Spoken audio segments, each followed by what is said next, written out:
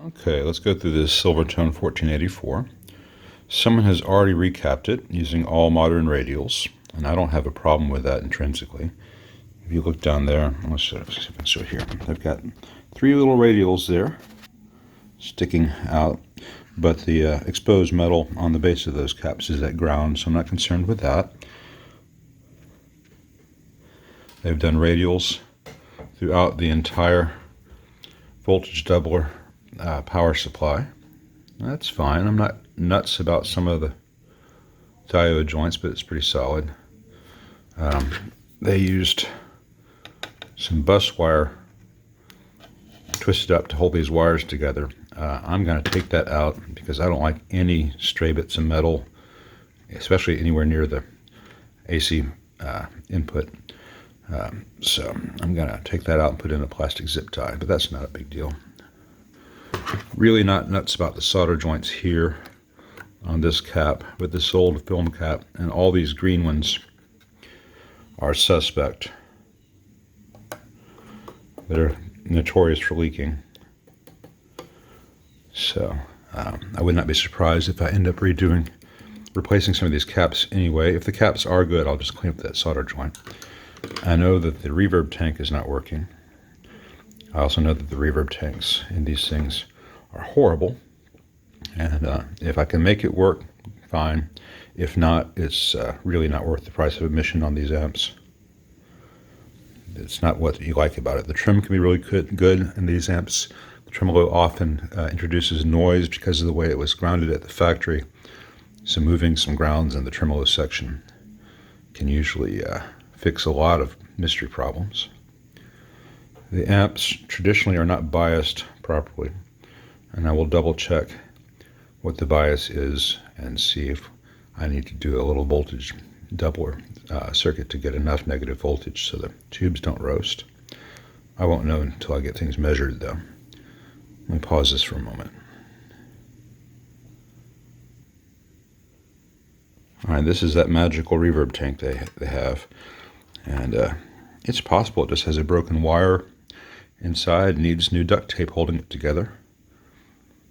I mean, literally that's all it is, and when I open this up I'll show you.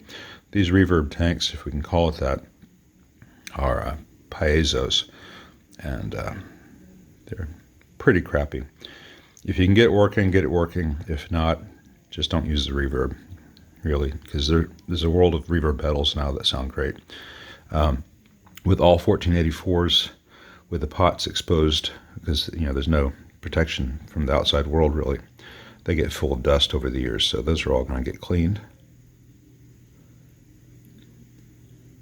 I'll confirm all the tubes are good. Like I said, I'll check the bias on that. Oh, one other thing I'll mention. The input jacks on these are right now as they were in 1963, 64, when this was a new amp. And the circuit is crap, and the jacks themselves are poor quality. They're non-shorting, which means if nothing's plugged in, it still has signals. So unless you have the volume for the channel you're not using turned down, there's going to be a hum. And each input is exactly the same, which is not that useful.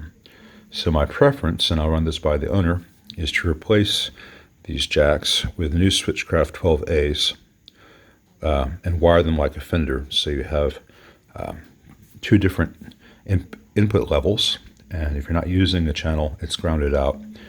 It makes the amp a little more flexible, especially if you have humbuckers. The lower gain input can be very nice. It means that you don't have any stray hum. If you want to unplug from one channel, go to the other, you don't have to reset everything. And it's a much more secure connection because the stock nuts they use on these things are pretty much pot metal. From the outside, it'll look stock. It'll just be a better form of stock.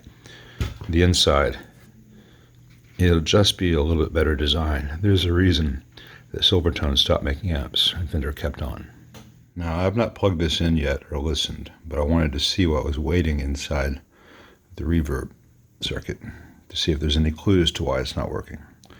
Now, as you can see, it's a very, very simple setup. And this bottom board, this bottom board has moved from pressure over the years, and that tape letting up, and that has changed the tension on the spring, which is really floppy. And they insulate that spring, let's see if I can get it to focus better,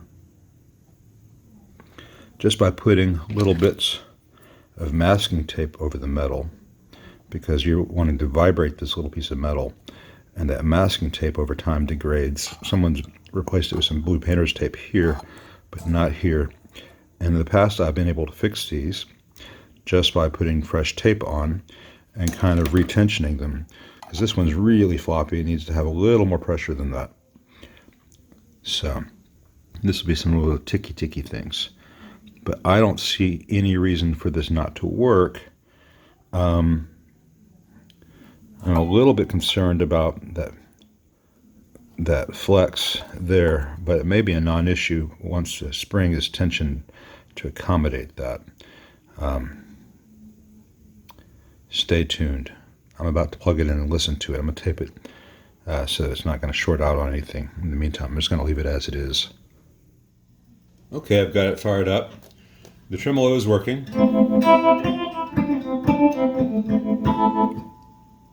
But it's got a little bit of a tick to it, so I'm going to turn it off for right now.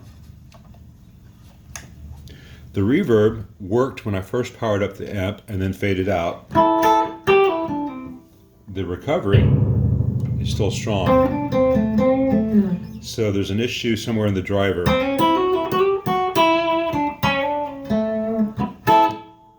Because that should be deep and wet, and this thing does a cool 60s reverb trick I'll show once I get it working.